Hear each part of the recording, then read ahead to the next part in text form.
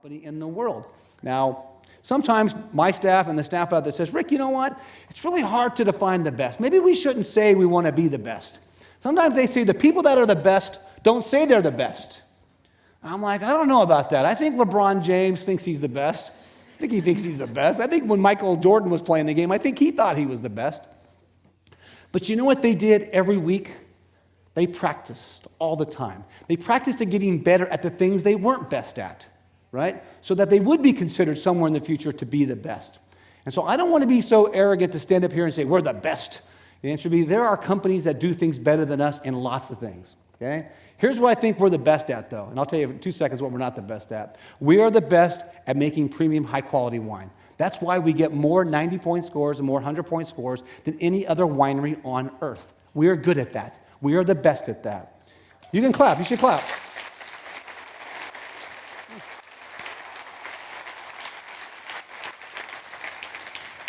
We are amazing at Kendall Jackson Chardonnay. We are amazing. The fact that here it is 2017-18, and we're getting 91-point scores on Kendall Jackson Vintners Reserve Chardonnay, which has a pretty big distribution network, right? And here's the answer. Kendall Jackson VR Chardonnay has been the #1 selling Chardonnay in America for 25 or 27 years, right? I think me and Billy could argue whether he did it or I did it. But you say, that would be amazing. Nobody is better at that than us. We can never be #2.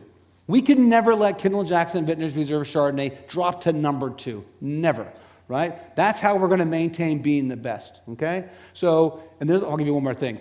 Here's what we're also best at. We have the highest average price, back to mix and margin, than any other wine company in America. And if it's in America, it's more than likely on earth. Our average FOB out the door is $131. $131.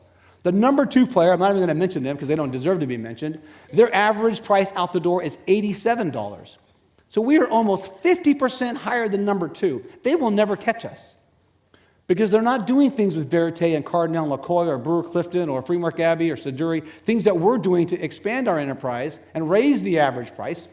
I mean, Barbara, I got to be honest with you, I think we're 131. Barbara wants us to get to 180 and she wants us to do it tomorrow. And so, but that's a little bit maybe not what we're really good at. What we got to get a little better at is this. We got to get better at doing higher volume and even higher prices. There are some brands out there that do high volume at high prices, but they only have to worry about one brand. We got to worry about 50 wineries and 50 brands. But that's one opportunity for us is to grow. I'll use Freemark Abbey Chardonnay because that's a new issue for us, is that we should be able to grow that to 20, 25,000, 50,000 cases and sell it for $40 a bottle, right? That's what we should be thinking about. That's where we're going to expand. That's what we're not the best at. I'll use another couple things. We've got some IT guys in the room. We're not the best at CRM. We're just not. We're not the best at data warehousing. We're just not. But we're going to get better. Part of the commitment the family has to the last few board meetings is we are going to get better at that and maybe get closer to making this, again, solidify our position of being the best wine company in the world. A few more things that are actually on the board. It is about talent at all levels. And that's where every time I do a new hire orientation, I always ask the question, how many A players are in the room? And not everybody yells and raises their hand, but I'm like, we only hire A players. We don't hire B players. So we've got to continue to recruit the best talent and make sure that they stay here for a very, very long time. So you can see what I wrote on the board, but maybe the most important thing on that board right here is that multi-generational vision, because that's what gives us the solid footing to make the right decisions for the long term. A little bit of change in the game a little bit here. So in the last 7 or 8 years, we have a thing we call the values, right? It's integrity, it's leadership, it's innovation, it's respect, it's those types of things. They were one word, okay? It's worked for a while. And here's what I said in 2011 at one of these meetings. I said, we are not going to put these on the wall. We're going to believe these. We're going to live this like it's in our DNA, and we're not going to have to do that. But here's my answer. It's time for a change. It's time for a change. So these are the new values. Let me just read them out to you because it's not just one word. They're actually little phrases. And we are going to lead with integrity. Lead with integrity. And what I've said for many, many years, integrity is the thing you do when no one's watching. We are always trying to do the right thing. Our intent is to do the right thing. So we're going to lead with integrity. We're going to stay inside the lines. We're not going to do things that are unlawful or unethical or unprofitable. But we are going to lead with integrity. We want to be the leaders in the industry, and integrity is what you have to stand behind. Foster passion for all things. And here's what I think about that. It's not just the quality. Obviously, I've already said that. But I'm like, if you're a forklift driver or an irrigator, and I see you guys in these town hall meetings, I'm always so amazed at how passionate the people are who work here for the jobs that they have. It's the job that you do.